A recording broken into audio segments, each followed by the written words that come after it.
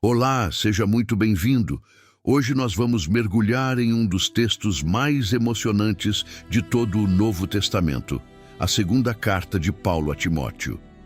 Diferente de muitas outras cartas apostólicas, este documento carrega um peso especial. Ele foi escrito em um momento dramático da história do cristianismo primitivo.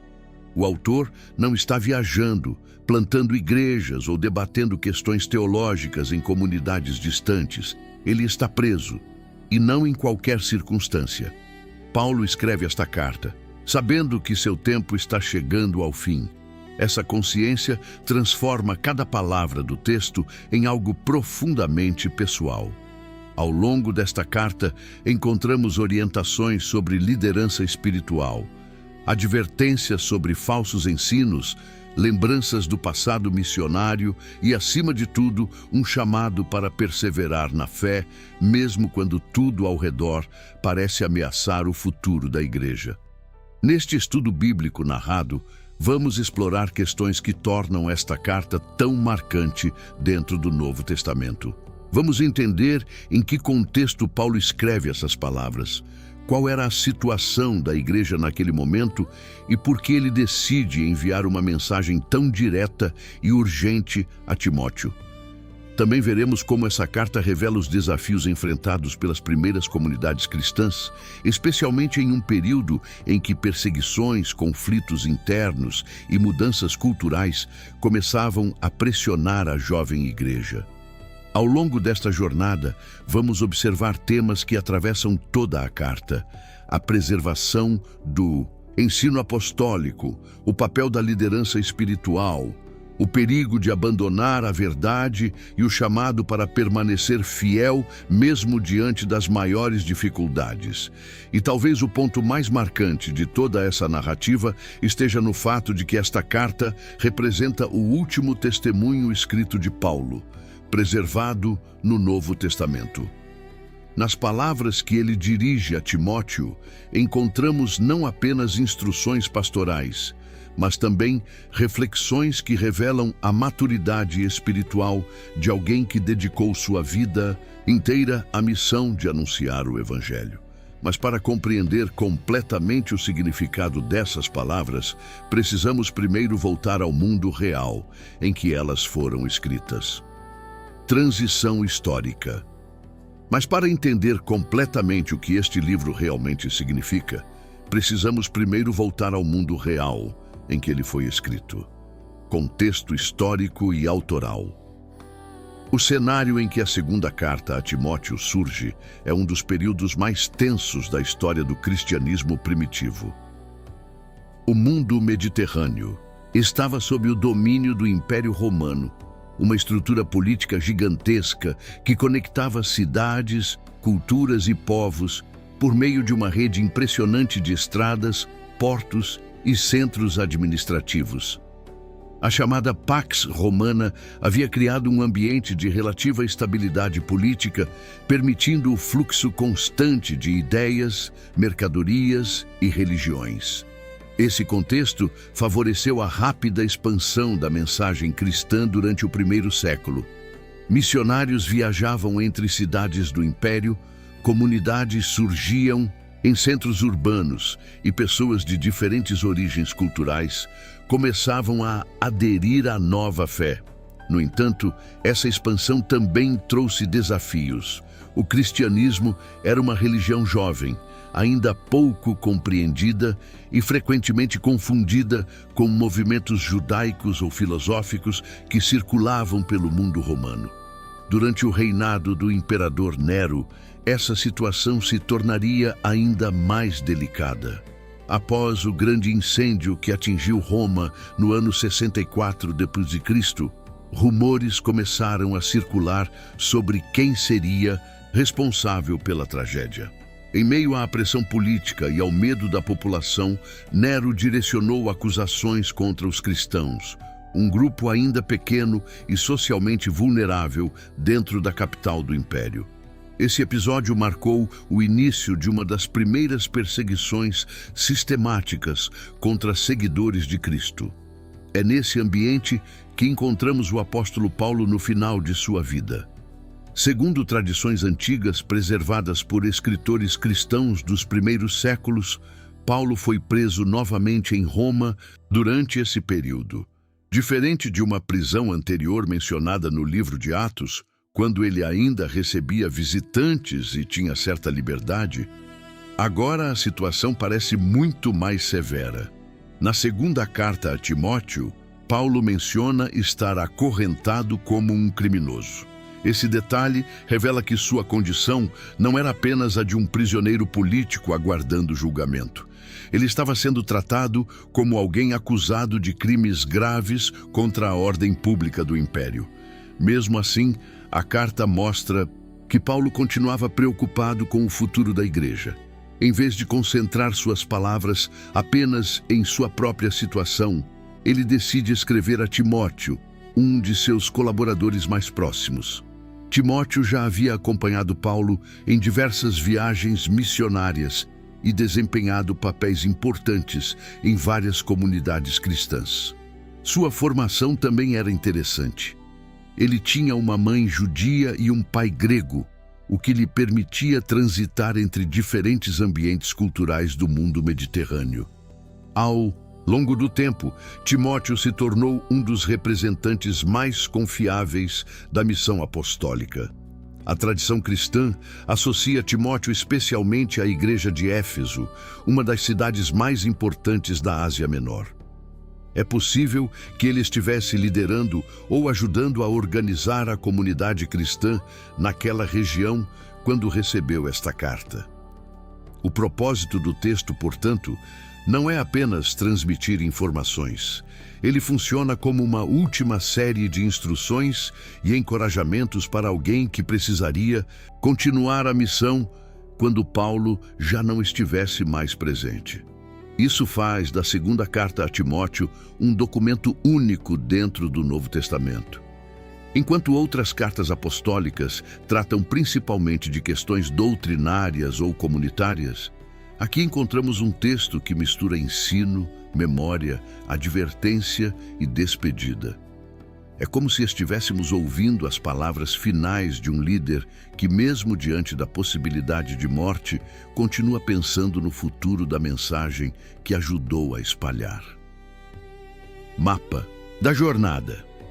Antes de continuarmos, vale a pena entender como nossa jornada por esta carta vai se desenvolver. Ao longo deste estudo, vamos percorrer o texto em 7 blocos principais, acompanhando a progressão da carta de forma clara e organizada. Bloco 1 de 7. O cenário da última carta de Paulo e o início da mensagem a Timóteo. Bloco 2 de 7. A lembrança da fé de Timóteo e o chamado para reavivar o dom recebido.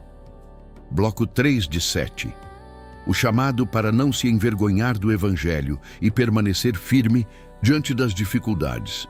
Bloco 4 de 7. O desafio de preservar o ensino verdadeiro em meio a falsas doutrinas. Bloco 5 de 7. A importância das Escrituras e da formação espiritual desde cedo. Bloco 6 de 7. As advertências sobre tempos difíceis e a perseverança no ministério.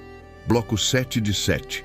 As palavras finais de Paulo e sua reflexão sobre o fim de sua jornada. À medida que avançarmos por esses blocos, veremos como cada parte da carta se conecta dentro de um quadro maior. A continuidade da fé cristã, além da vida de seus primeiros líderes. O início da carta.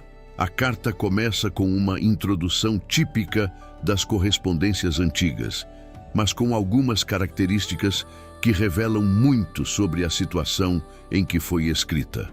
Paulo se apresenta como apóstolo de Cristo Jesus pela vontade de Deus, reforçando que sua missão não nasceu de ambição pessoal ou iniciativa humana, mas de um chamado ligado à promessa de vida que se encontra no Evangelho.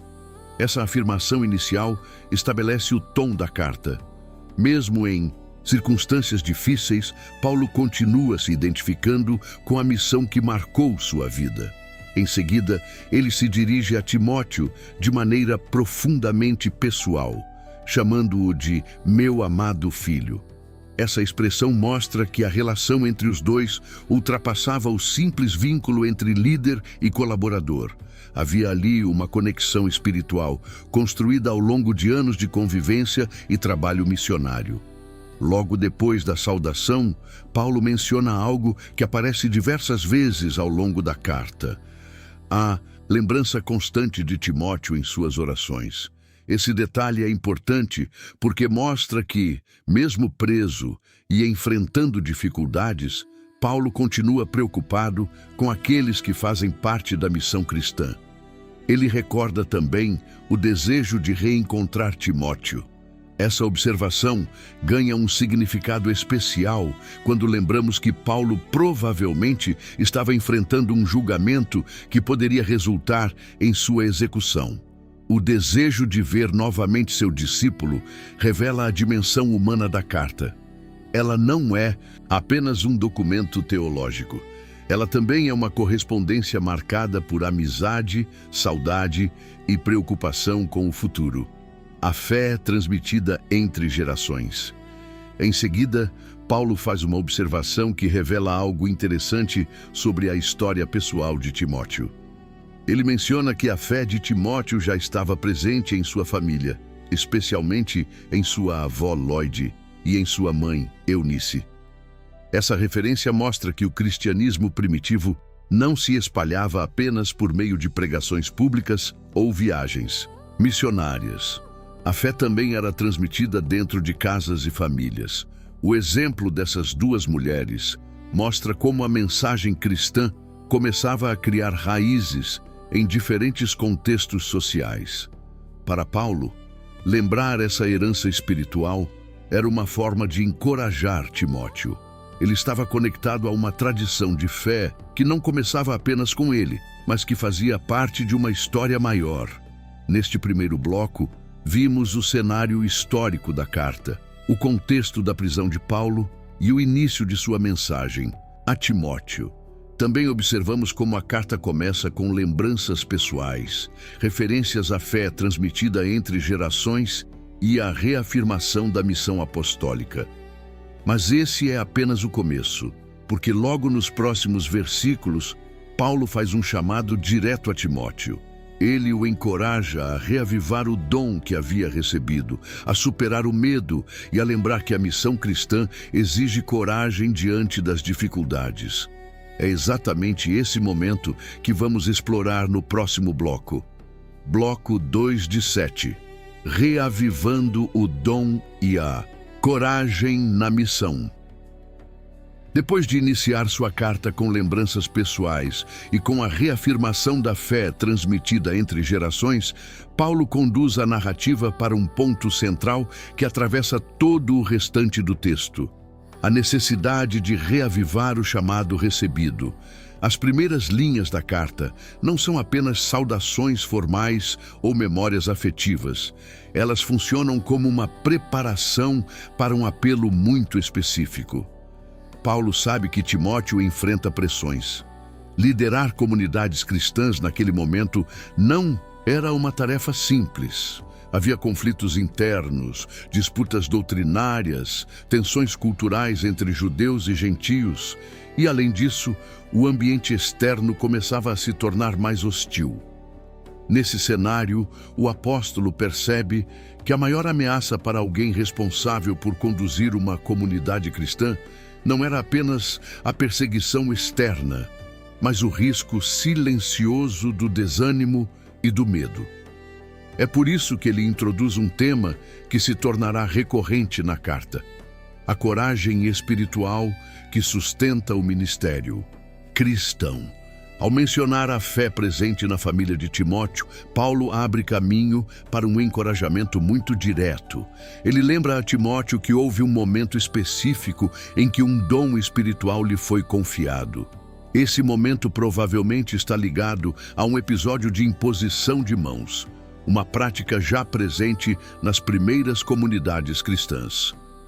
A imposição de mãos representava reconhecimento, envio e confirmação de um chamado para o serviço. Não era apenas um gesto simbólico, era uma forma de declarar publicamente que aquela pessoa havia sido separada para uma responsabilidade dentro da comunidade. Ao lembrar esse momento, Paulo está trazendo Timóteo de volta à origem de sua vocação. A mensagem implícita é clara. O chamado que ele recebeu não desapareceu com o tempo, nem foi anulado pelas dificuldades atuais. É nesse ponto que surge uma das frases mais conhecidas da carta.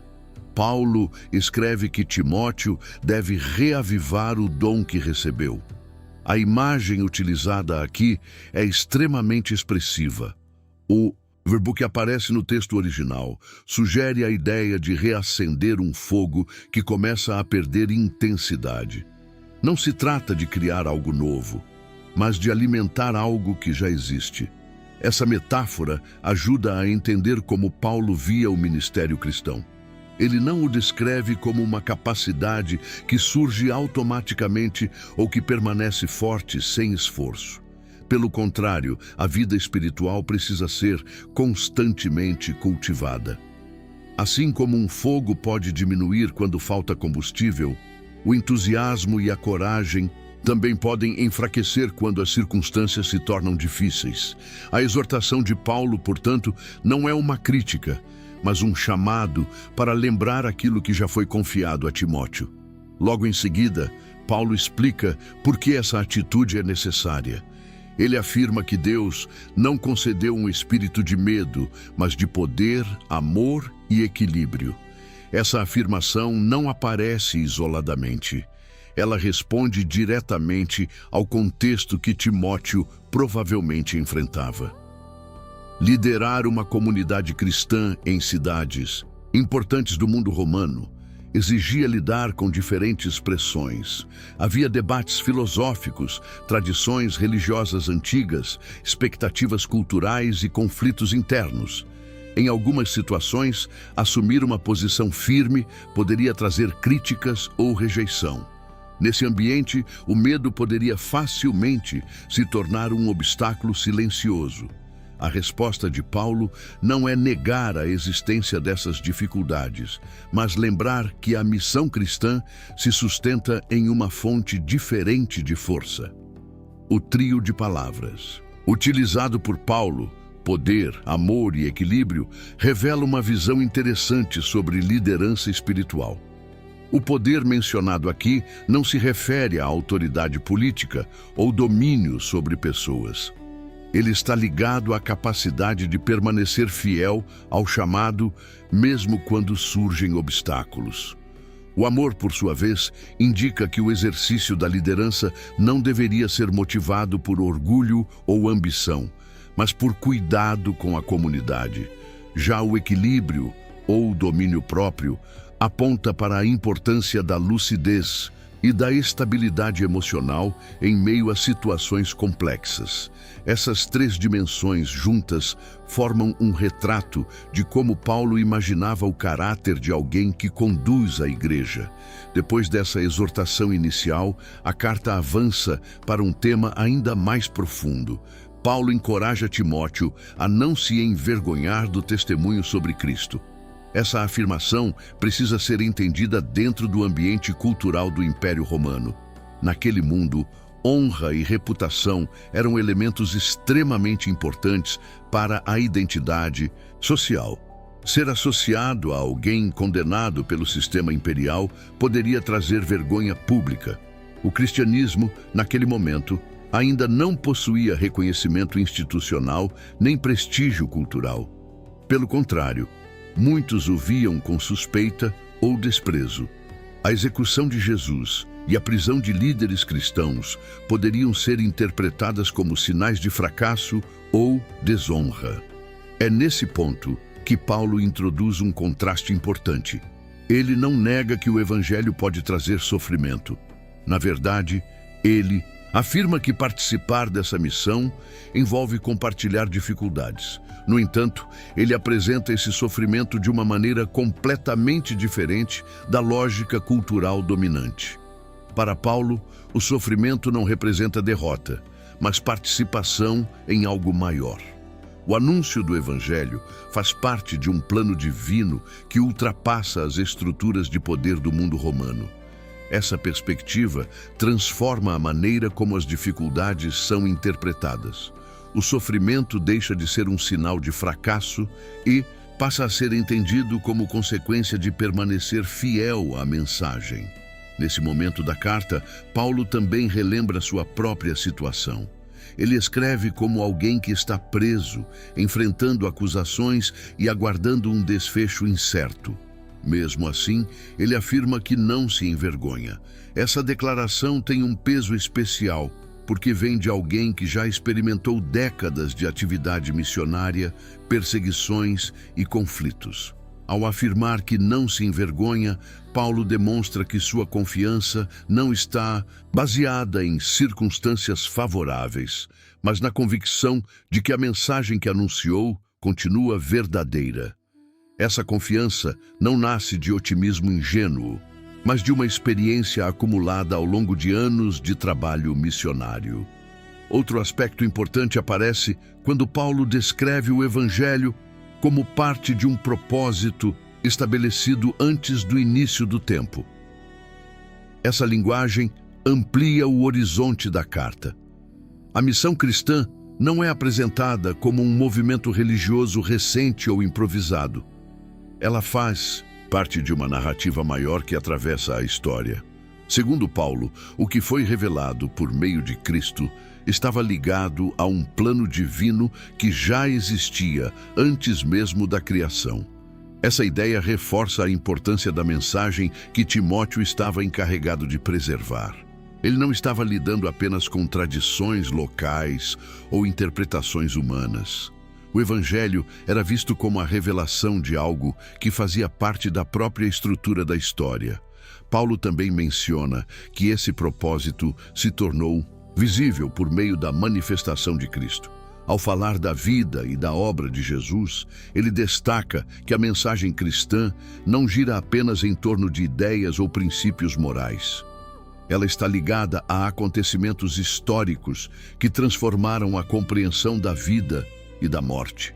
A ressurreição de Cristo, por exemplo, é apresentada como um evento que rompe a lógica comum da existência humana. A morte, que no mundo antigo era vista como o limite inevitável da vida, passa a ser reinterpretada à luz da promessa de vida eterna. Nesse ponto da carta, Paulo retorna novamente à sua própria experiência. Ele lembra que foi designado como pregador, apóstolo e mestre dessa mensagem. Essa tríplice descrição revela as diferentes dimensões de sua missão. Como pregador, ele anunciava o Evangelho publicamente. Como apóstolo, atuava como enviado responsável por estabelecer comunidades cristãs em diferentes regiões. Como mestre, ajudava a interpretar e explicar o significado dessa mensagem para novos convertidos. Ao mencionar essas funções, Paulo não está exaltando sua própria trajetória, mas mostrando a extensão da responsabilidade envolvida no anúncio do Evangelho. A partir daí, ele reforça novamente que seu sofrimento atual não o leva à vergonha. Pelo contrário, ele afirma que confia plenamente naquele em quem depositou sua fé. Essa declaração se torna ainda mais significativa quando lembramos que a carta foi escrita em um momento de incerteza. Paulo não sabe exatamente como terminará seu julgamento. Mesmo assim, ele expressa a convicção de que a mensagem que anunciou continuará firme além de sua própria vida. Antes de encerrar esse trecho da carta, Paulo apresenta uma orientação prática para Timóteo. Ele o encoraja a manter o padrão das palavras que ouviu.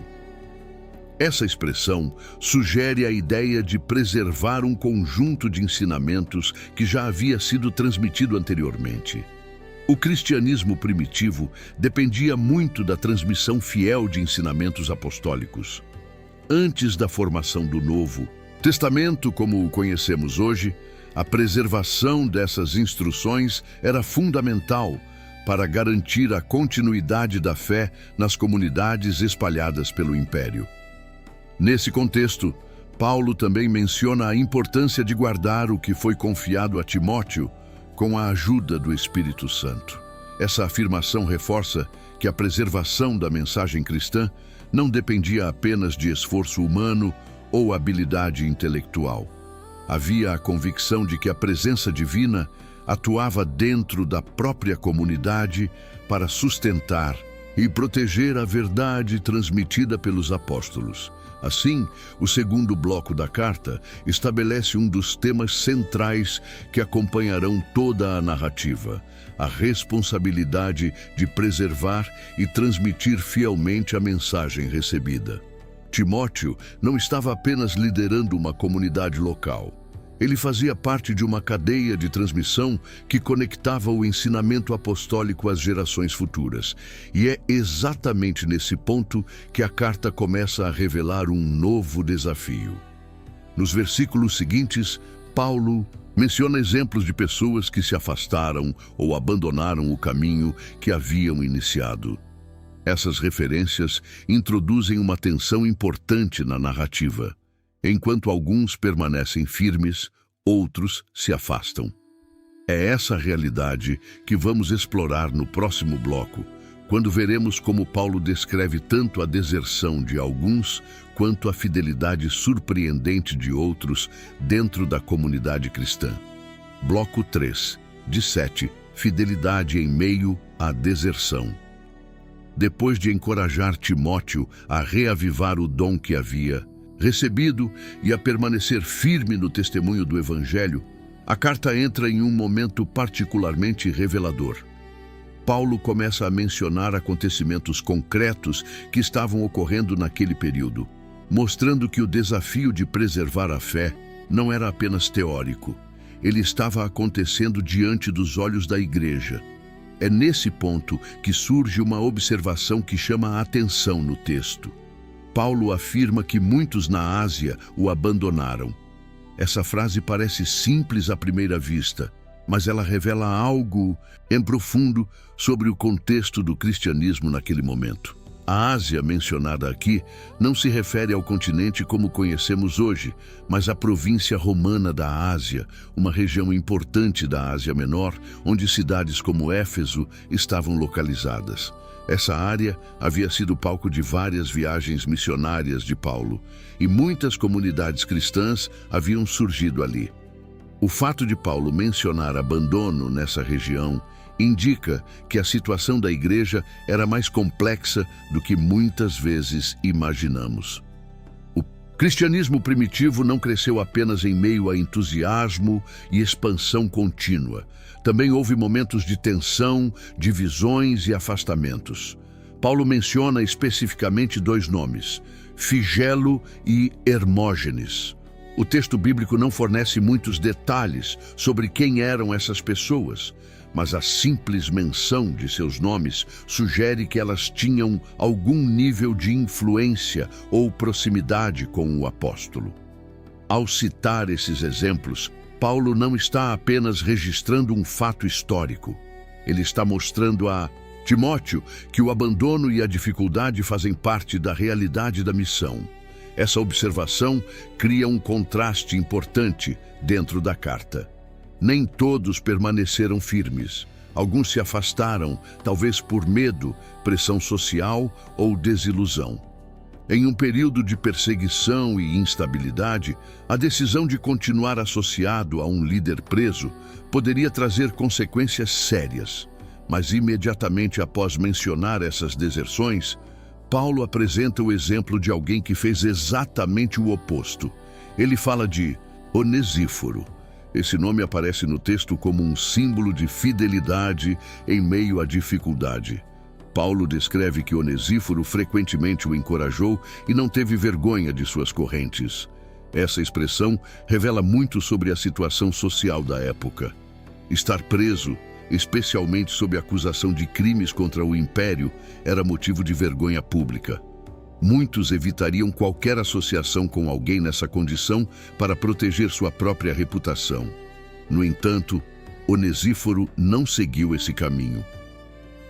Paulo, Relata que quando chegou a Roma, esse homem o procurou diligentemente até encontrá-lo.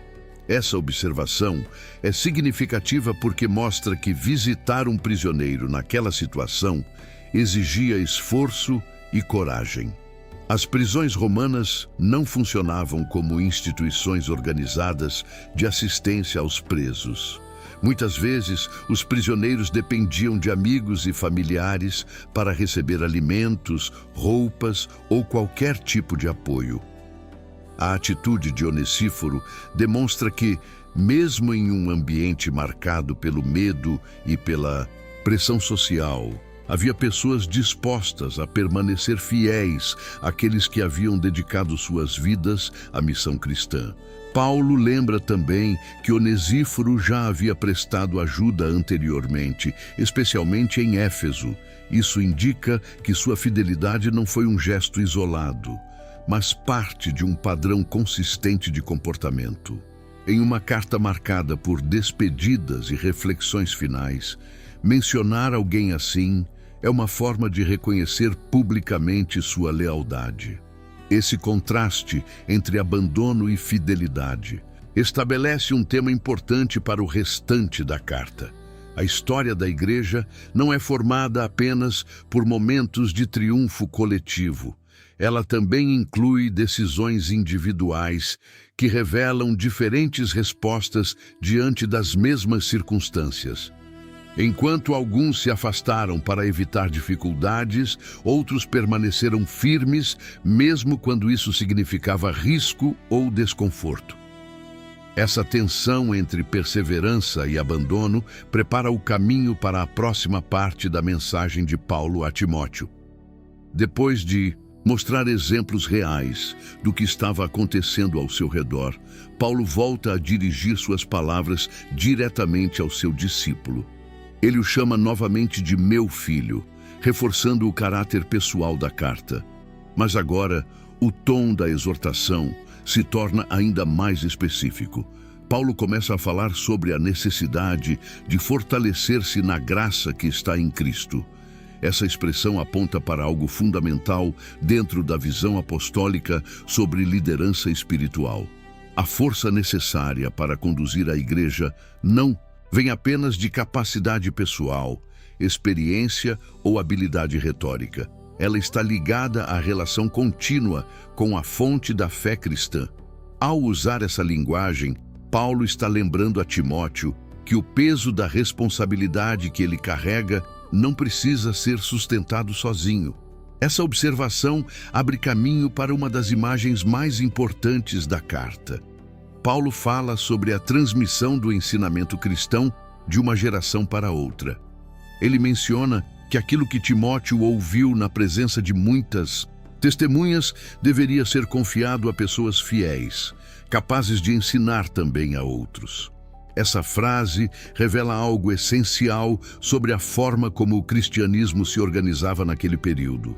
Antes da consolidação do Novo Testamento como um conjunto definido de livros, a preservação do ensino apostólico dependia da transmissão cuidadosa entre líderes e comunidades. Esse processo não era improvisado. Ele envolvia pessoas que haviam sido instruídas diretamente pelos apóstolos ou por seus colaboradores e que tinham a responsabilidade de continuar ensinando a mesma mensagem às gerações seguintes. Essa cadeia de transmissão é um dos elementos que ajudaram a preservar a identidade do cristianismo primitivo em meio à diversidade cultural do mundo romano. Paulo então introduz uma sequência de imagens que descrevem o tipo de perseverança necessário para cumprir essa missão. A primeira imagem é a do soldado. Ele afirma que ninguém que serve como soldado se envolve nos assuntos da vida civil, pois seu objetivo é agradar aquele que o alistou. Essa comparação era facilmente compreendida no mundo romano, onde a disciplina militar era altamente valorizada. A metáfora não está sugerindo o isolamento completo da sociedade, mas destacando a ideia de foco e dedicação.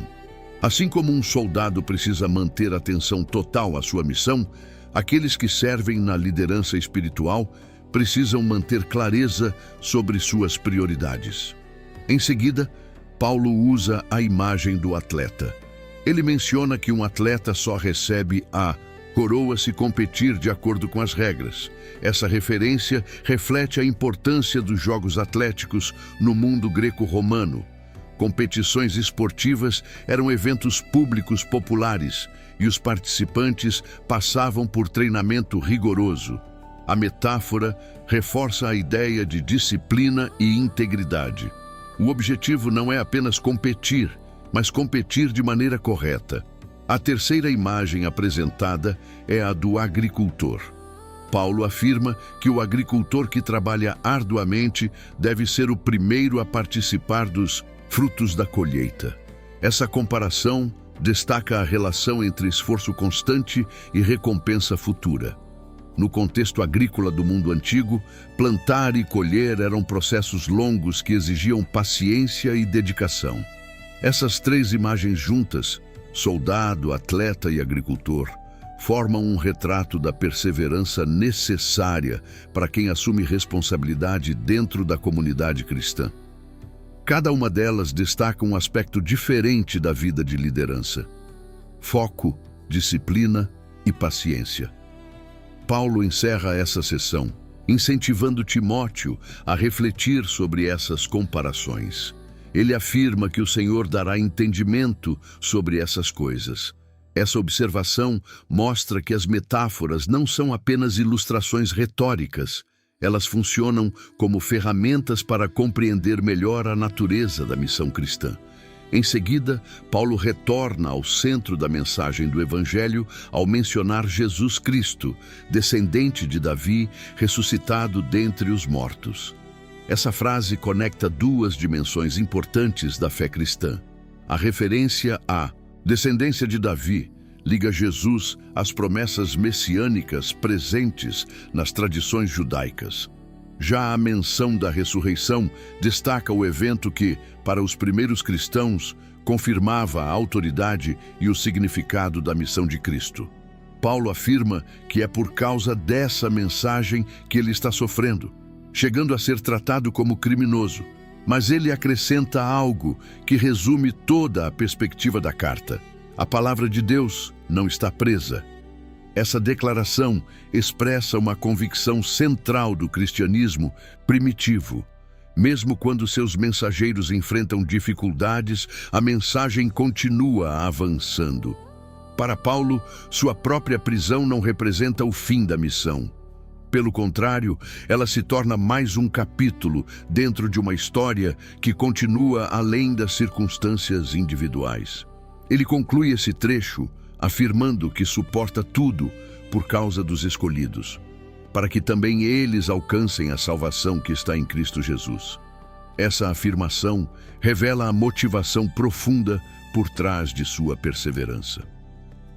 O sofrimento pessoal é interpretado dentro de uma perspectiva maior: a continuidade da fé nas comunidades espalhadas pelo mundo romano. Assim termina mais uma parte importante da carta. Até aqui, vimos como Paulo descreve tanto o abandono de alguns quanto a fidelidade de outros, e como ele usa imagens fortes para explicar a perseverança necessária no ministério cristão. Mas a carta ainda avançará para um ponto ainda mais sensível.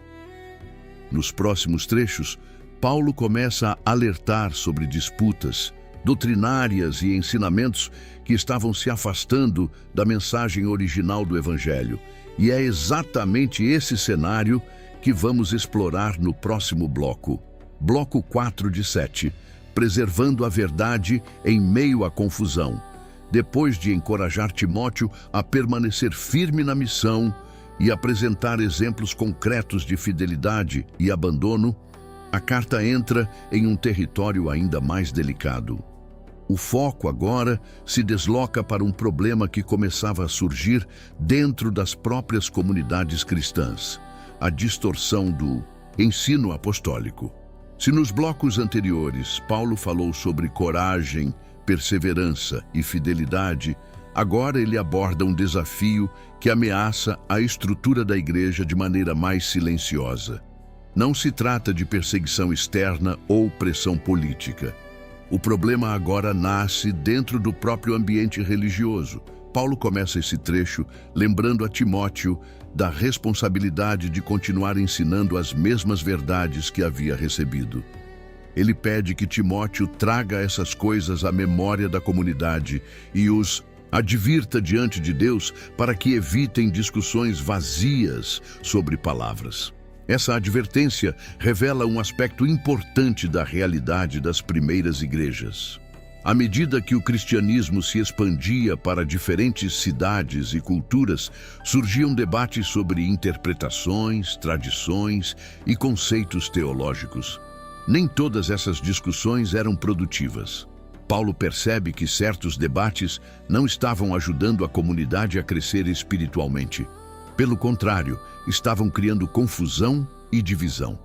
Por isso ele usa uma expressão marcante ao dizer que essas discussões acabam arruinando aqueles que escutam. A palavra utilizada aqui sugere algo que corrói lentamente a estrutura de uma comunidade. Não se trata apenas de divergências intelectuais, mas de conflitos que acabam desviando a atenção do que realmente importa. É nesse ponto que Paulo apresenta uma orientação clara para Timóteo: esforçar-se para apresentar-se aprovado diante de Deus. Essa imagem remete ao ambiente de trabalho e avaliação presente no mundo antigo. A ideia é a de alguém que realiza sua tarefa com dedicação e integridade, sem precisar sentir vergonha do resultado. No contexto da carta, essa aprovação está ligada à forma correta de lidar com a mensagem do Evangelho. Paulo descreve essa tarefa como manejar corretamente a palavra da verdade. A expressão usada sugere a ideia de cortar um caminho reto ou traçar uma linha precisa. No mundo antigo, essa imagem poderia ser associada a diferentes profissões, como construtores ou artesãos que precisavam trabalhar com precisão. Aplicada ao ensino cristão, essa metáfora indica que transmitir a mensagem do Evangelho exige cuidado, responsabilidade e fidelidade ao conteúdo original. Logo em seguida, Paulo volta a alertar sobre discursos vazios e irreverentes. Ele afirma que essas conversas levam as pessoas a um caminho cada vez mais distante da verdade e que seus efeitos se espalham como uma doença. A comparação é forte. Ao usar a imagem de algo que se espalha pelo corpo, Paulo está mostrando como ideias distorcidas podem se disseminar dentro de uma comunidade, afetando cada vez mais pessoas. Nesse contexto, ele menciona dois nomes específicos: Himeneu e Fileto. Assim como havia citado exemplos de abandono anteriormente, aqui Paulo apresenta exemplos de pessoas que estavam ensinando algo considerado incorreto dentro da comunidade cristã. Segundo o texto, esses homens afirmavam que a ressurreição já havia ocorrido. Essa afirmação provavelmente representava uma interpretação diferente da esperança cristã sobre o futuro. Em vez de compreender a ressurreição como um evento ainda por vir, ligado à consumação da história, essa ideia sugeria que tudo já havia acontecido de alguma forma espiritual ou simbólica. Paulo afirma que esse tipo de ensino estava desviando a fé de algumas pessoas. Essa observação revela como as primeiras comunidades cristãs estavam lidando com debates sobre interpretação e significado da mensagem apostólica. Mesmo com esses conflitos, Paulo deixa claro que a base da fé permanece firme. Ele usa uma imagem arquitetônica para explicar isso. Ele fala de um fundamento sólido estabelecido por Deus, marcado por duas afirmações importantes. A primeira diz que o Senhor conhece aqueles que lhe pertencem. Essa frase reforça a ideia de que, apesar das confusões humanas, a identidade do povo de Deus não depende apenas de estruturas visíveis ou disputas internas. A segunda afirma que todo aquele que invoca o nome do Senhor deve afastar-se da injustiça. Essa declaração mostra que a fidelidade à mensagem cristã não envolve apenas crenças corretas, mas também uma vida coerente com aquilo que se professa. A partir daí, Paulo introduz uma nova metáfora que ajuda a explicar a diversidade dentro das comunidades cristãs. Ele compara a igreja a uma grande casa. Dentro dessa casa, existem diferentes tipos de utensílios. Alguns são feitos de ouro e prata, enquanto outros são de madeira e barro. Alguns são usados para tarefas nobres, outros para usos mais simples. Essa comparação não pretende dividir pessoas em categorias rígidas, mas ilustrar a variedade existente dentro da comunidade. Paulo explica que alguém que se purifica dessas coisas se torna um instrumento preparado para uso especial. A imagem destaca novamente a ideia de preparação e responsabilidade. Assim como um objeto precisa estar limpo e pronto para ser utilizado em uma tarefa importante, aqueles que ensinam e lideram na igreja precisam cuidar de sua própria conduta. Depois dessa metáfora, Paulo direciona suas palavras novamente a Timóteo de forma muito prática. Ele o aconselha a fugir das paixões da juventude. Essa expressão provavelmente não se refere apenas a impulsos emocionais ou desejos pessoais. No contexto da carta, ela pode incluir atitudes como impulsividade, desejo de reconhecimento rápido ou envolvimento em disputas desnecessárias. Em contraste com essas atitudes, Paulo encoraja Timóteo a buscar 4 qualidades específicas: justiça, fé, amor e paz. Essas características refletem o tipo de vida que deveria marcar alguém responsável por conduzir uma comunidade cristã. Ele também aconselha Timóteo a evitar discussões tolas e sem sentido. Essa orientação volta ao tema que aparece várias vezes ao longo da carta: a importância de manter o foco naquilo que realmente constrói a comunidade. Disputas constantes podem gerar conflitos, ressentimentos e divisões que acabam prejudicando a missão da igreja. Por isso, Paulo afirma que o servo do Senhor não deve ser alguém marcado por brigas. Em vez disso, ele deve ser amável com todos, apto para ensinar e paciente. Essas qualidades revelam que a liderança espiritual, segundo Paulo, não se baseia em imposição ou confronto agressivo, mas em capacidade de instruir e orientar com equilíbrio. Ele também menciona que aqueles que se opõem ao ensino correto devem ser corrigidos com mansidão. Essa observação mostra que o objetivo não é vencer debates ou derrotar adversários, mas ajudar as pessoas a compreender a verdade. Paulo expressa esperança de que, ao serem instruídas com paciência, essas pessoas possam chegar ao arrependimento e reconhecer a verdade. Ele descreve esse processo como alguém que desperta de um tipo de armadilha. A imagem usada sugere que ideias equivocadas podem prender as pessoas em um ciclo de confusão, impedindo-as de enxergar com clareza. Ao oferecer ensino paciente e fiel, a comunidade cristã poderia ajudar essas pessoas a recuperar o entendimento. Assim, este 4º bloco da carta revela um aspecto fundamental da vida das primeiras igrejas. Além de enfrentar perseguições externas e desafios culturais, as comunidades também precisavam lidar com interpretações conflitantes e ensinamentos distorcidos. A resposta de Paulo não é criar um ambiente de disputa constante, mas reforçar 3 elementos essenciais: fidelidade à mensagem recebida, integridade pessoal e paciência no ensino.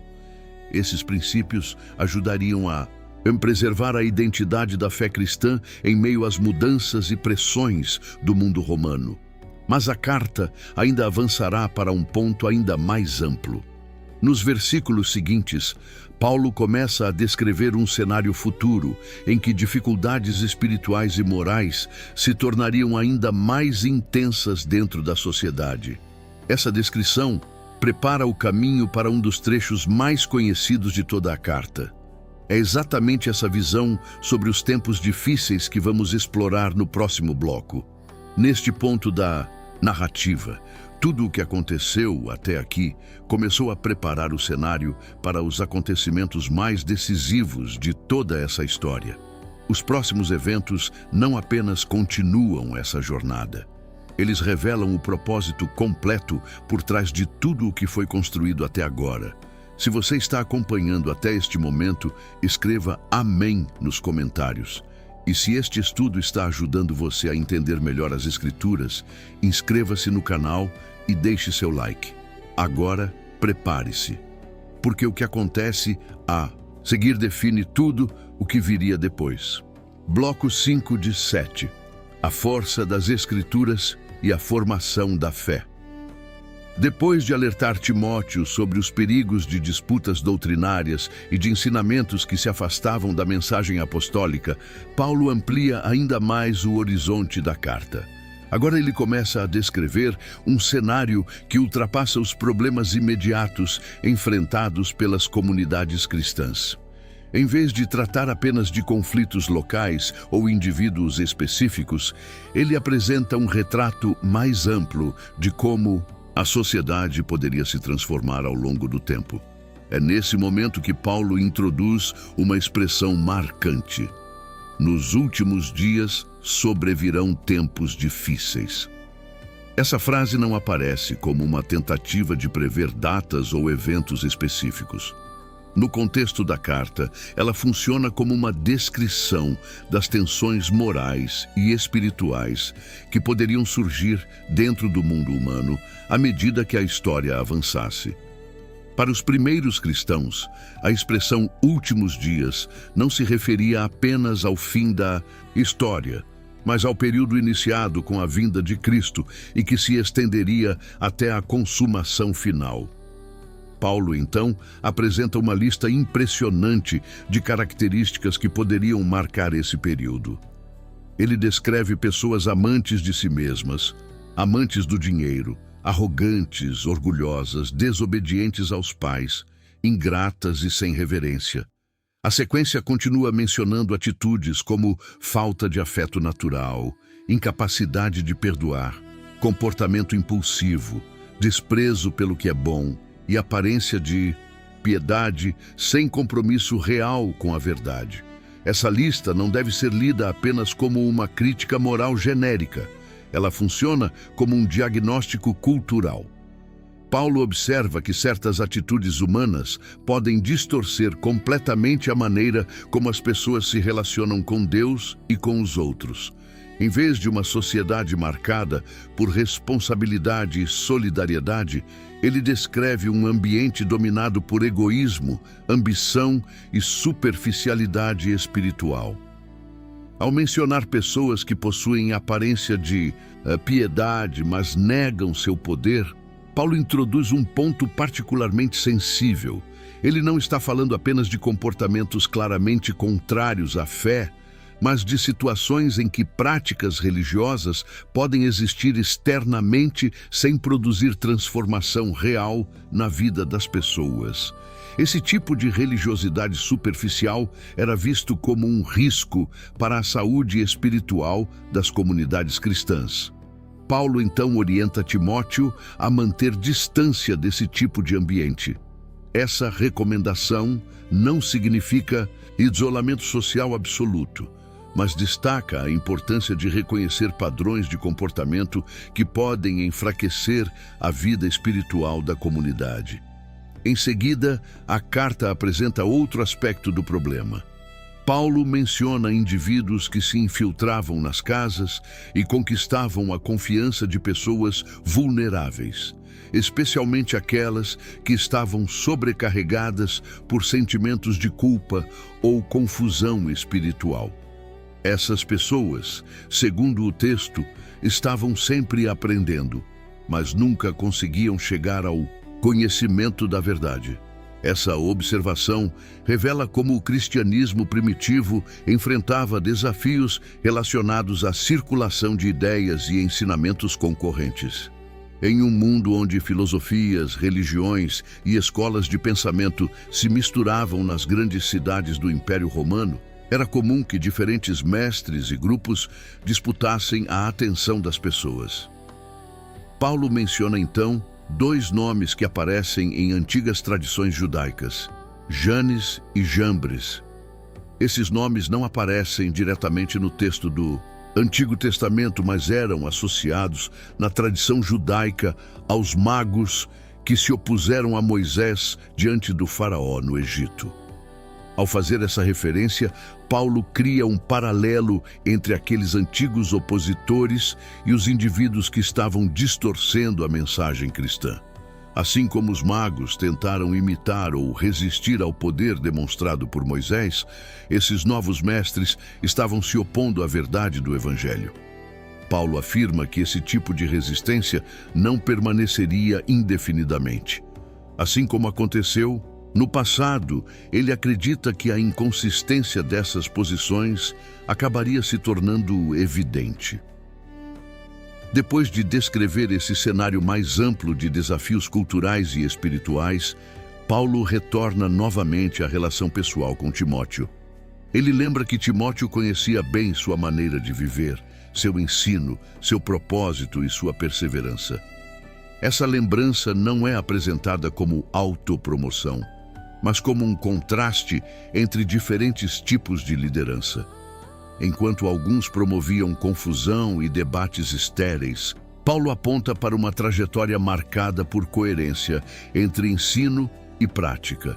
Ele menciona também as perseguições e sofrimentos que enfrentou em cidades como Antioquia, Icônio e Listra. Essas referências remetem a episódios descritos no livro de Atos, onde Paulo enfrentou oposição, ameaças e até violência física durante suas viagens missionárias. Ao recordar esses acontecimentos, Paulo mostra que a missão cristã sempre esteve acompanhada por desafios. No entanto, ele acrescenta que em todas essas situações foi livrado. Essa observação reforça a ideia de que, apesar das dificuldades, a missão continuou avançando. Paulo, então, faz uma afirmação que amplia ainda mais o quadro apresentado na carta. Ele diz que todos os que desejam viver piedosamente em Cristo enfrentarão perseguições. Essa frase não aparece como uma previsão pessimista, mas como uma descrição realista da tensão entre a mensagem cristã e certos valores dominantes no mundo. Ao longo da história, a fé cristã frequentemente entrou em conflito com sistemas sociais, culturais ou políticos que seguiam lógicas diferentes. Essa observação prepara o caminho para uma transição importante dentro da carta. Depois de descrever os desafios do mundo e as dificuldades enfrentadas pelos seguidores de Cristo, Paulo aponta para aquilo que considera a base mais sólida da vida espiritual: as Escrituras. Ele lembra a Timóteo que, desde a infância, ele havia sido instruído nas Escrituras Sagradas. Essa observação nos revela algo interessante sobre a formação de Timóteo. Sua mãe e sua avó, mencionadas no início da carta, provavelmente desempenharam um papel fundamental nessa educação espiritual. Isso indica que o contato com os textos sagrados fazia parte da formação de muitos cristãos desde os primeiros anos de vida. Paulo afirma que essas escrituras são capazes de tornar alguém sábio para a salvação por meio da fé em Cristo. Essa frase mostra como os primeiros cristãos interpretavam os textos do Antigo Testamento. Eles viam nessas escrituras uma preparação para compreender o significado da missão de Cristo. Mas a carta não para aí. Paulo apresenta uma das declarações mais conhecidas sobre o papel das Escrituras dentro da fé cristã. Ele afirma que toda a Escritura é inspirada por Deus e útil para ensinar, corrigir, instruir e orientar na justiça. Essa frase resume a importância que os textos sagrados tinham para a formação das comunidades cristãs. As Escrituras não eram apenas registros históricos ou textos religiosos antigos. Elas funcionavam como referência para orientar a vida da comunidade, corrigir desvios e fortalecer a fé. Paulo conclui essa reflexão afirmando que, por meio das Escrituras, a pessoa de Deus pode ser preparada para toda boa obra. Essa observação conecta diretamente o estudo das Escrituras com a prática da vida cristã. O objetivo não é apenas acumular conhecimento, mas formar pessoas capazes de viver de maneira coerente com a mensagem do Evangelho. Assim, neste quinto bloco da carta, vemos como Paulo apresenta uma resposta para os desafios descritos anteriormente. Em um mundo marcado por confusão, debates vazios e distorções da verdade, a base para permanecer firme está no ensino fiel transmitido pelas Escrituras. Elas funcionam como um ponto de referência que ajuda a comunidade a manter sua identidade espiritual, mesmo em meio a mudanças culturais e pressões externas. Mas a carta ainda avança para uma etapa final da mensagem.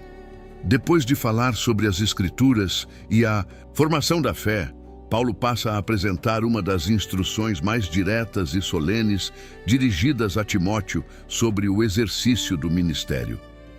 É exatamente essa exortação final que veremos no próximo bloco, bloco 6 de 7, a última exortação ao ministério. Depois de apresentar o papel central das Escrituras na formação da fé cristã, a carta de 2 Timóteo avança para um momento particularmente solene. Paulo agora dirige a Timóteo uma das exortações mais diretas e intensas de todo o texto. Não se trata apenas de um conselho pastoral ou de uma orientação prática para a liderança de uma comunidade. O tom das palavras revela algo mais profundo, uma espécie de legado espiritual que está sendo transmitido de um líder veterano para alguém que precisará continuar a missão. Paulo inicia essa sessão com uma formulação que lembra uma declaração formal. Ele afirma que fala diante de Deus e de Cristo Jesus, aquele que julgará vivos e mortos e cuja manifestação e reino são aguardados. Essa introdução cria um cenário de grande seriedade. O que vem a seguir não é apenas uma recomendação pessoal. É apresentado como uma responsabilidade que se desenvolve diante da própria presença divina. A primeira instrução é clara: pregue a palavra. Essa frase resume o coração da missão que Paulo acredita ter recebido e que agora confia a Timóteo. A expressão não se refere simplesmente à leitura pública de textos religiosos. Ela envolve explicar, transmitir e anunciar a mensagem do Evangelho de maneira que a comunidade compreenda seu significado e suas implicações. Paulo acrescenta que essa tarefa deve ser realizada em tempo oportuno e fora de tempo. Essa expressão revela algo importante sobre o contexto da época. O ensino da fé cristã não dependia apenas de circunstâncias favoráveis. Havia momentos em que o ambiente social ou político poderia facilitar a comunicação da mensagem.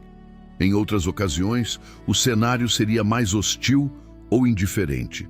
Ainda assim, a missão de transmitir o Evangelho deveria continuar. Paulo então descreve diferentes dimensões desse trabalho. Ele fala sobre corrigir, repreender e encorajar, sempre com paciência e instrução cuidadosa. Essas três ações representam aspectos complementares da liderança espiritual. Corrigir envolve apontar desvios ou erros. Repreender significa confrontar atitudes que ameaçam a saúde da comunidade.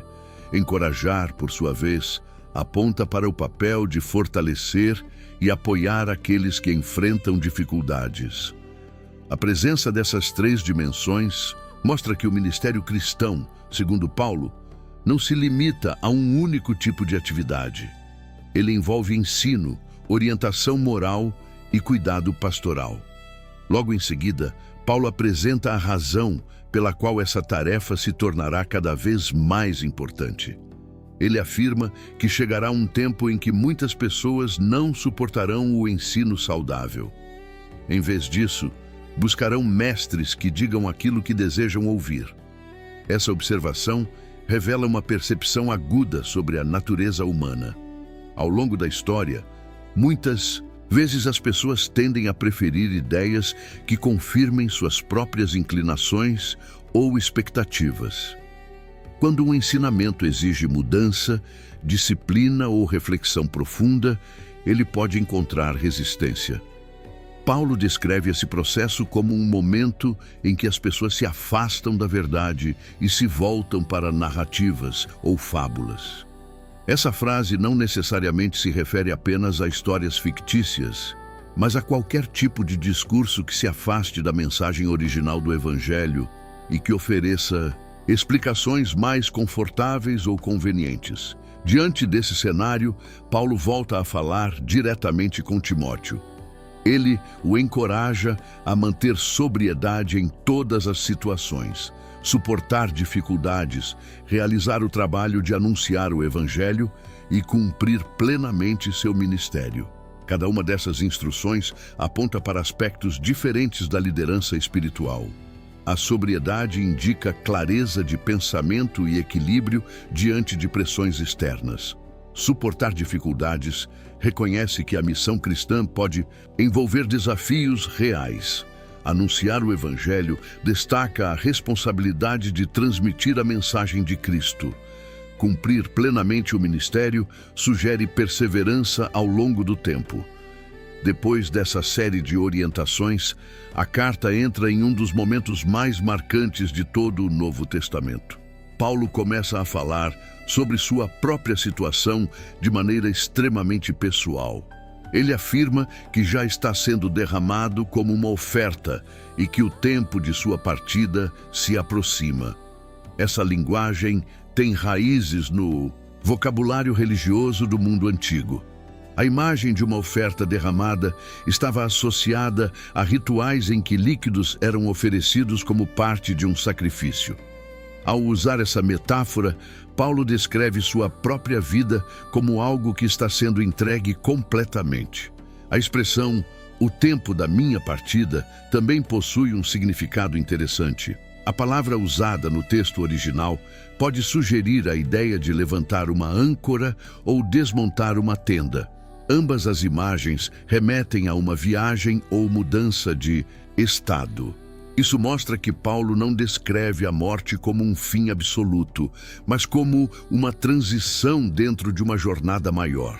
Em seguida, ele apresenta 3 afirmações que se tornaram algumas das frases mais conhecidas da literatura cristã antiga. Ele diz: "Combati o bom combate, completei a corrida, guardei a fé." Essas 3 imagens resumem a maneira como Paulo interpreta sua própria trajetória. A primeira, o combate, remete à ideia de luta ou resistência diante de desafios.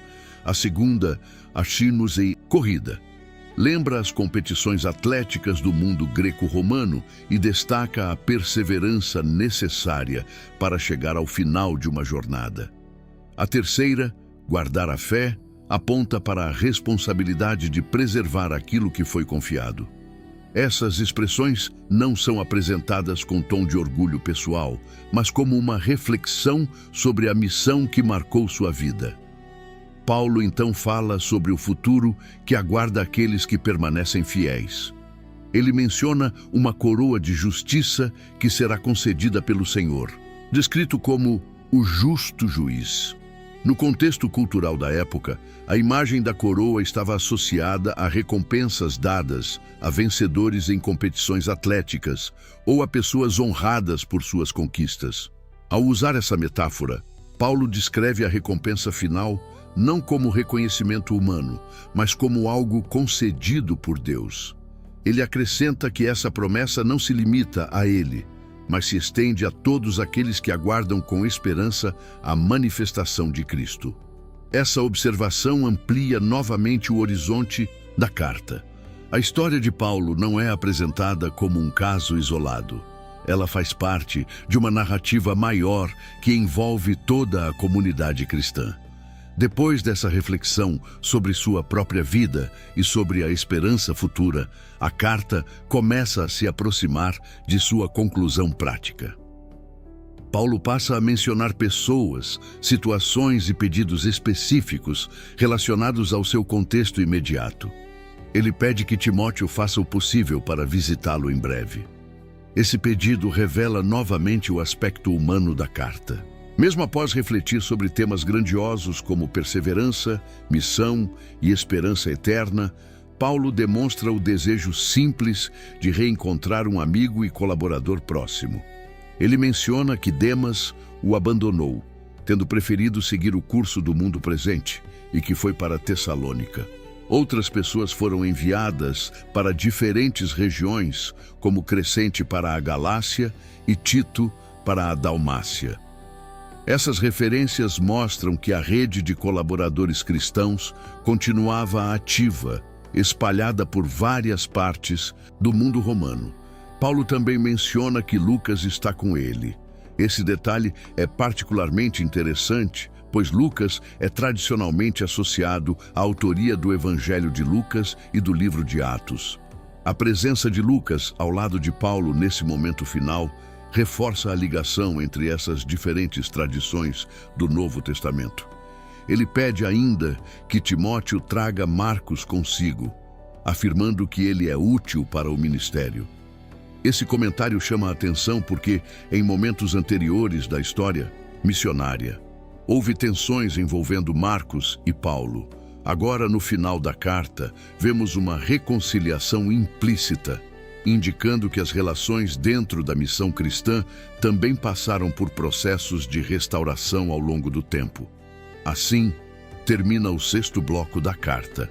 Aqui vimos como Paulo apresenta sua exortação final ao ministério de Timóteo, reflete sobre sua própria trajetória e menciona diferentes pessoas que fizeram parte da rede missionária do cristianismo primitivo. Mas a narrativa ainda não chegou ao seu último momento.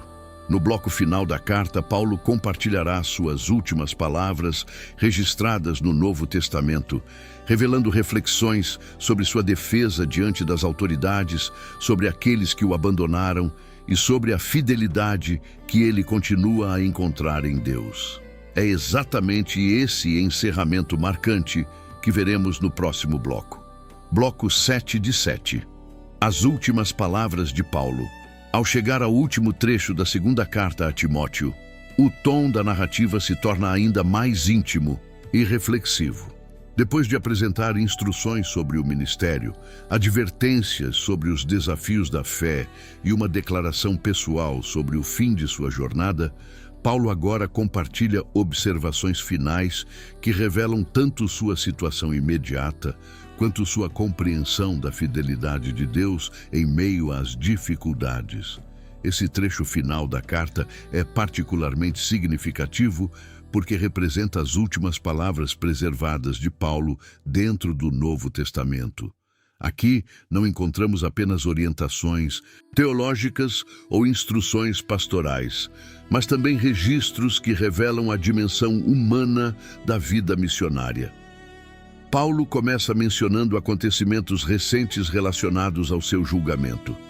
Ele afirma que, em sua primeira defesa diante das autoridades, ninguém apareceu para apoiá-lo. Todos o abandonaram. Essa frase mostra que, em momentos críticos, até mesmo pessoas que anteriormente faziam parte da rede de colaboradores cristãos podem se afastar. No sistema judicial romano, era comum que alguém acusado comparecesse diante de autoridades para apresentar sua defesa. Em alguns casos, amigos ou associados podiam testemunhar ou oferecer apoio público. Paulo indica que, naquele momento específico, nenhuma dessas pessoas esteve presente. Mesmo assim, sua reação é notável. Ele afirma que não deseja que isso seja levado em conta contra eles. Essa declaração ecoa um princípio que aparece em vários momentos da tradição cristã: a disposição de não responder abandono ou injustiça com ressentimento. Em seguida, Paulo apresenta um contraste poderoso. Embora as pessoas tenham se afastado, ele afirma que o Senhor esteve ao seu lado e lhe deu força. Essa afirmação revela uma convicção central na experiência do apóstolo. A missão cristã não dependia exclusivamente do apoio humano. Mesmo quando circunstâncias externas se tornavam desfavoráveis, Paulo acreditava que a presença de Deus continuava sustentando sua tarefa. Ele acrescenta que essa força lhe permitiu anunciar plenamente a mensagem de modo que os gentios pudessem ouvi-la. Essa observação nos lembra novamente da dimensão internacional da missão apostólica. Desde o início de seu ministério, Paulo havia sido identificado como alguém chamado para levar a mensagem de Cristo além das fronteiras do mundo judaico. Mesmo em um contexto de julgamento e prisão, ele percebe sua situação como parte dessa mesma missão. Paulo, então, utiliza uma imagem expressiva ao afirmar que foi liberto da boca do leão. Essa expressão, provavelmente não, deve ser interpretada de maneira literal. No mundo antigo, a figura do leão era frequentemente usada como símbolo de perigo extremo ou de poder ameaçador. Assim, a frase pode indicar que Paulo acredita ter sido preservado de um perigo imediato ou de uma condenação naquele momento específico. Mas a carta deixa claro que ele não interpreta essa preservação como garantia de segurança permanente. Em vez disso, Paulo afirma que o Senhor continuará a livrá-lo de toda obra maligna e o conduzirá com segurança para o reino celestial. Essa declaração amplia novamente o horizonte da carta. A esperança final não está baseada na expectativa de escapar de todas as dificuldades nesta vida, mas na confiança de que a história caminha em direção a um desfecho maior dentro do plano divino. Depois dessa reflexão sobre sua situação diante das autoridades, Paulo começa a mencionar várias pessoas e saudações pessoais. Essas referências oferecem um vislumbre interessante da rede de relacionamentos que sustentava a missão cristã no primeiro século. Ele envia saudações a Priscila e Áquila, um casal que aparece em diferentes momentos do Novo Testamento como colaboradores importantes na expansão do cristianismo.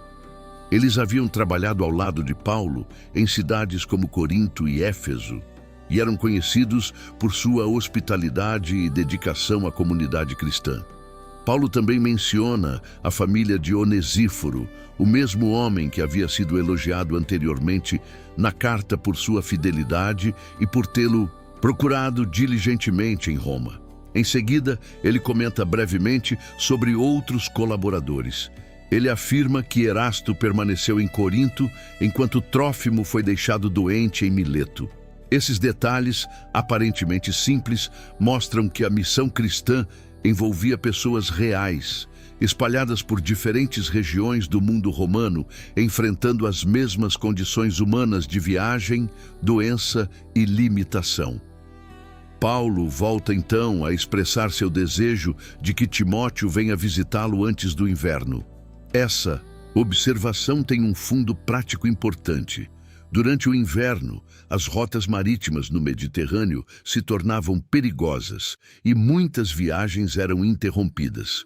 Ao mencionar esse prazo, Paulo demonstra que compreende as limitações logísticas das viagens daquele tempo. Ele também envia saudações de várias pessoas que estavam presentes em Roma, incluindo Eúbulo, Pudente, Lino e Cláudia. Embora saibamos pouco sobre esses indivíduos, a presença de seus nomes na carta mostra que, mesmo em um momento difícil, Paulo ainda estava cercado por membros da comunidade cristã local. A carta se aproxima então de sua conclusão com uma breve, mas significativa declaração. Paulo afirma: "O Senhor esteja com o seu espírito, a graça esteja com vocês." Essa frase final resume dois temas que atravessam toda a carta. Primeiro, a convicção de que a presença do Senhor acompanha aqueles que continuam na missão. Segundo, a compreensão de que a vida cristã depende da graça divina. Uma expressão que, nas cartas, de Paulo aponta para o favor e a ação de Deus na vida das pessoas. Com essas palavras, termina a segunda carta a Timóteo. Ao longo deste documento, vimos um retrato profundo de um momento decisivo na história do cristianismo primitivo. A carta revelou o contexto da prisão final de Paulo, sua preocupação com a continuidade da mensagem apostólica, os desafios enfrentados pelas comunidades cristãs e o chamado para preservar a verdade em meio a um ambiente de mudanças e tensões culturais. Também vimos como Paulo encorajou Timóteo a reavivar o dom recebido, a manter firme o ensino transmitido pelos apóstolos e a conduzir a comunidade com paciência, coragem e fidelidade. Mais do que um conjunto de instruções pastorais, esta carta se apresenta como um testemunho final de perseverança. Ela mostra que, para Paulo, a missão cristã não era definida pelas circunstâncias externas, mas pela fidelidade à mensagem que ele acreditava ter recebido. Mesmo diante da possibilidade de morte, ele permanece convicto de que a palavra anunciada continuará avançando. Essa perspectiva transforma a carta em algo que ultrapassa seu contexto histórico imediato. Ela se torna um registro de como a fé cristã foi preservada e transmitida através de gerações, sustentada por pessoas que decidiram continuar anunciando a mensagem mesmo quando o futuro parecia incerto.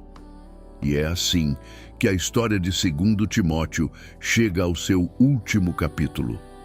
Mas a jornada que essa carta descreve, a transmissão da fé, a perseverança diante das dificuldades e a preservação da verdade, continuaria se desdobrando nas comunidades cristãs muito depois que essas palavras foram escritas. No próximo momento do nosso estudo, vamos reunir os principais pontos dessa narrativa e refletir sobre o significado final desta carta dentro do conjunto do Novo Testamento. Assim chegamos ao final da jornada através da segunda carta a Timóteo. O que começou como uma simples correspondência entre um líder espiritual e seu discípulo mais próximo, revela algo muito maior quando observamos o cenário completo dessa história.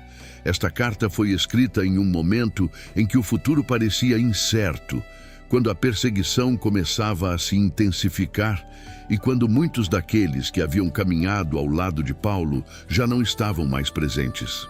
Mesmo assim, as palavras que atravessam este texto não são palavras de derrota. Elas são palavras de continuidade. Ao longo desta carta, vimos um homem que dedicou sua vida inteira à missão de anunciar o Evangelho, refletindo sobre o caminho percorrido.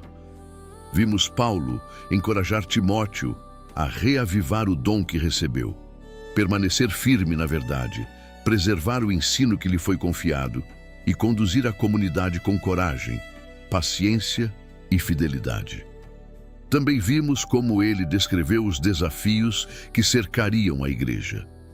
Perseguições, distorções da verdade, conflitos internos e pressões culturais. Mas em nenhum momento essas dificuldades aparecem como o capítulo final da história. Pelo contrário, Paulo afirma algo que atravessa toda a carta como uma convicção profunda. A palavra de Deus não está presa. Mesmo quando mensageiros enfrentam dificuldades, mesmo quando circunstâncias parecem desfavoráveis, a mensagem continua avançando. E talvez seja exatamente por isso que esta carta permaneceu preservada através dos séculos. Porque ela não fala apenas sobre o fim da jornada de um apóstolo. Ela fala sobre a continuidade da fé através das gerações. Timóteo recebeu uma missão. Antes dele, outros também haviam recebido. E depois dele, muitos continuariam transmitindo a mesma mensagem. Essa é a história que atravessa todo o Novo Testamento. Uma mensagem que não pertence apenas a uma época específica, mas que continua sendo transmitida através do tempo. E agora que chegamos ao final desta jornada pelo livro de 2 Timóteo, vale a pena refletir sobre algo importante. cada uma dessas cartas, cada uma dessas palavras, cada uma dessas histórias foram preservadas porque pessoas decidiram continuar ouvindo, ensinando e transmitindo aquilo que receberam. Se esta história trouxe alguma reflexão para você, escreva aqui nos comentários o que mais chamou sua atenção ao longo deste estudo. Compartilhe também suas dúvidas, suas percepções ou aquilo que mais marcou você ao acompanhar esta jornada pela carta de 2 Timóteo. Sua reflexão pode ajudar outras pessoas que também estão buscando entender melhor as Escrituras. Se você gostou deste estudo e acredita na importância de levar a Palavra de Deus cada vez mais longe, escreva Amém nos comentários. Esse simples gesto ajuda a fortalecer esta comunidade e mostra que essa mensagem continua alcançando novas pessoas. E se você conhece alguém que gostaria de entender melhor esta carta ou que precisa ouvir essa mensagem hoje, compartilhe este vídeo com essa pessoa. Às vezes, uma única palavra pode tocar um coração no momento certo. Se este conteúdo está ajudando você a conhecer mais profundamente as Escrituras, você também pode apoiar o crescimento deste canal. Uma das formas de fazer isso é deixando o seu like no vídeo, pois isso ajuda esta mensagem a alcançar mais pessoas. Se desejar apoiar ainda mais diretamente este trabalho, você pode usar o botão Valeu Demais, destacar o vídeo quando esse recurso estiver disponível, ou até mesmo se tornar membro do canal. Esse apoio ajuda diretamente na continuidade da produção destes estudos bíblicos e permite que novos conteúdos como este continuem sendo produzidos e compartilhados. Cada comentário, cada compartilhamento e cada gesto de apoio se torna parte dessa mesma missão que começou há tantos séculos, levar a mensagem adiante. E assim, encerramos esta jornada pela carta de 2 Timóteo. Que as palavras desta história continuem ecoando em sua mente e em seu coração. Que a fé permaneça firme, que a verdade continue sendo preservada e que a esperança continue iluminando o caminho daqueles que seguem essa jornada. Que a graça do Senhor esteja com o seu espírito e que a paz de Deus acompanhe cada passo da sua caminhada.